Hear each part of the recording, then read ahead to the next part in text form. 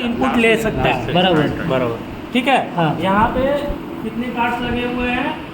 1A 1B 2A 2B 3A 3B और 4A 4B। यानी चार। ये A और B के फॉर्म में क्यों लगे हुए हैं? क्योंकि 2 आउट ऑफ 2 आर्किटेक्चर बनाना है। तो जो 1A में डेटा है इनपुट का वही 1B में भी है। हाँ। 2A में जो है 2B में भी है। हाँ। तो जो A वाले कार्ड्स हैं वो CPU A को कनेक्टेड है।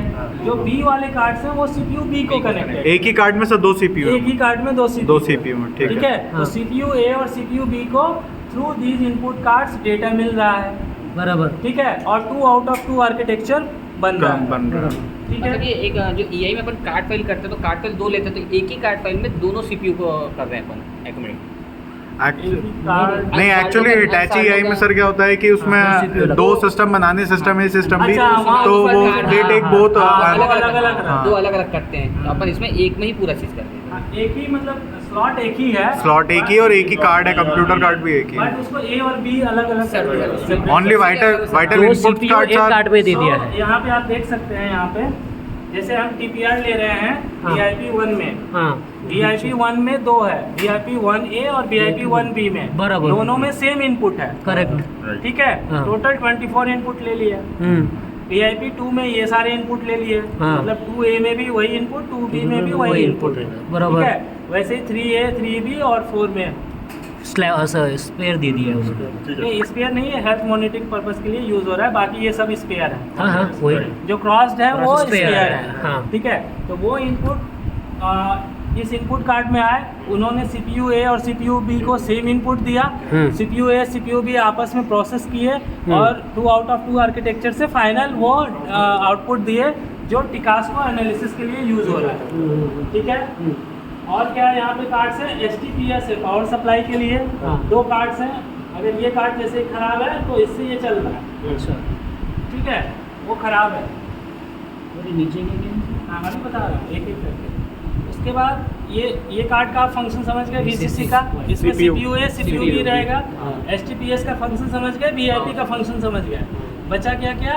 मोडम, CIF और EBL जो है डेटा लॉगर की तरह काम करता है। जी। मैंने event logger card event logger card. ठीक है।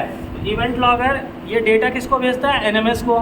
हाँ। और खुद भी ये डेटा यहाँ पे रखता है जहाँ से आप खुद भी अपने पेन ड्राइव PC से या भी ले लैपटॉप सकते में हैं। ले सकते हो। इसमें ठीक है? कितने इवेंट्स लॉक कर सकते हैं sir upon?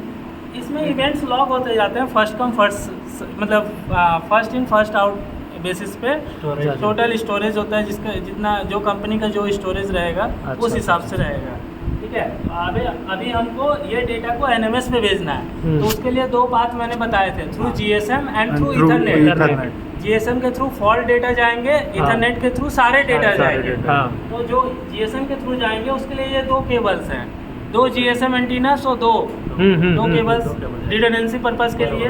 This is ethernet to connect to the station through OFC hurt. तो सारे स्टेशन आपस में इंटरकनेक्टेड है और वो डिवीजन से कनेक्टेड है, वहाँ पे NMS लगा हुआ है। तो so through this ethernet it is going to the NMS and through this GSM also data is sending to the NMS। ठीक है। उसके बाद ये कार्ड देखिए CIF communication interface module card. इसमें जो पहले 2 वायर्स हैं वो GPS के लिए यूज हुए हैं और रिडंडेंसी पर्पस 2 हैं। ठीक है। तो 2 GPS के लिए यूज हुए, बाकी ये 8 आप OFC देख रहे हैं। तो इसी में इनबिल्ट कन्वर्टर है जो OFC में ही आउटपुट दे रहा है। जिस सिस्टम में RS-232 फॉर्म में देगा, इलेक्ट्रिकल फॉर्म में देगा, वहाँ पे अलग से कन्वर्टर लगाना पड़ेगा। तो यहाँ पे 8 जो देख रहे हैं उसमें 2 TX के लिए है, 2 RX के लिए है, फिर 2 TX के लिए, उसके लिए 2 डायग्नोस्टिक पॉट है उसके हेल्थ को मॉनिटर करने के लिए। तो टोटल कितने हो गए? 8 हो गए। समझ में आया? ठीक है। तो टोटल 8 हो गए। तो ये एक रेडियो में 4 जाएंगे, मतलब एक रेडियो मॉडम एक TX एक RX को फैसिलिटेट कर रहा है और उसका डायग्नोस्टिक को भी। ठीक है। तो एक रेडियो टावर पे कितने जाएंगे? 4।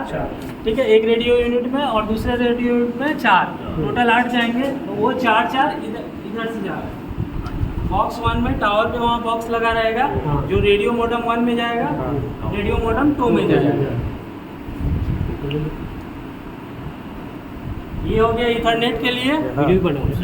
अब और एक चीज़ बताना है, ये ऑटोमेटिक सेक्शन है। तो हर्ट्स हैं, ऑटोमेटिक ब्लॉक हर्ट्स हैं, हाँ, ठीक है। चूंकि वो रेडियो कवरेज में ही हैं, हाँ। बट उनका रिले वहीं पे है, तो वहाँ RIU लगेगा। मैंने क्लास में बताया था RIU, और वो डेटा हमें यहाँ पे चाहिए, ठीक है। तो वो डेटा हमें OFC के थ्रू आ रहा है, ठीक है, और वो यहाँ पे आके टर्मिनेट हो रहा है FMS में, फाइबर मैनेजमेंट सिस्टम में। इस तरफ एक गुमटी है RK-पुरम, इस तरफ दूसरा गुमटी है BOZ। तो उधर से ये डेटा आ रहा है, यहाँ टर्मिनेट हुआ, यहाँ से इस कन्वर्टर में गया। RIU की जगह किधर है? RIU की जगह वहाँ पे रहेगी, ब्लॉक हट। वो रेडियो कवरेज में है, बट उसका रिले वहीं पे है। जो भी सिग्नल्स वहाँ लगे हैं उसका रिले वहाँ पे है। तो रिले को तो हमें चाहिए ना, टिकास को देना है, ECR वगैरह उसका देना है ना, ठीक है। तो उसके लिए हम लोग ये RIU यूज़ करेंगे वहाँ पे। वो डेटा हमें थ्रू OFC आएगा, यहाँ पे यहाँ कन्वर्ट करेंगे, फिर मॉडेम को दे देंगे। समझ गया सर? इस पे Okay, so- प्रोटोकॉल कन्वर्टर भी रहेगा ना, आपने जैसे बताया प्रोटोकॉल कन्वर्टर वहाँ रहेगा जहाँ EI लगा हुआ है, जहाँ और EI हम रिले का डेटा मतलब EI से डायरेक्ट डेटा ले लेता है। हाँ, जैसे रिले इसमें का- लिया है। हाँ, जैसे यहाँ पे तो रिले से ले रहा है ना, रिपीटर रिले लगा है, वहाँ से डायरेक्ट डेटा ले लेंगे वहाँ प्रोटोकॉल कन्वर्टर के थ्रू। ये प्रोटोकॉल कन्वर्टर, तो आपको ये रिलेज नहीं मिलेगा, प्रोटोकॉल कन्वर्टर मिलेगा। वहाँ लॉजिक फॉर्म में अपने पास इनपुट्स आते हैं, लॉजिक फॉर्म में लॉजिक फॉर्म में, इसीलिए हमको कम्युनिकेशन करने के लिए लगता है। सर ये दो कन्वर्टर इसलिए है, ये दो कन्वर्टर इसलिए, एक इस साइड से आ रहा है, एक इस साइड से आ रहा है, इसलिए अलग अलग सेट कर देना। अच्छा, ठीक है। और सर ये रैक इतनी बड़ी रहती है लगभग हाँ, सभी के, रैक इतनी बड़ी। मतलब ज़्यादा ऐसे ही रहेगा ये जहाँ EI है वहाँ तो मतलब स्पेस कंजम्पशन बहुत कम ये रहेगा। जो है अपना मेगा का सिस्टम ऐसा है, HBL का भी ऐसे ही है, बट वहाँ 2 CPU की जगह 3 CPU है, वहाँ 2 उसमें आउट ऑफ 3 3 आर्किटेक्चर। बाकी उसमें कार्नेक्स में हाँ। 2 आउट ऑफ 2 ही है। अच्छा मतलब ये सब इतने ही रहेगा, हाँ, साइज लगभग इतना ही जाएगा। साइज सब पे इतने ही, इसमें कुछ हो नहीं। हाँ। लगभग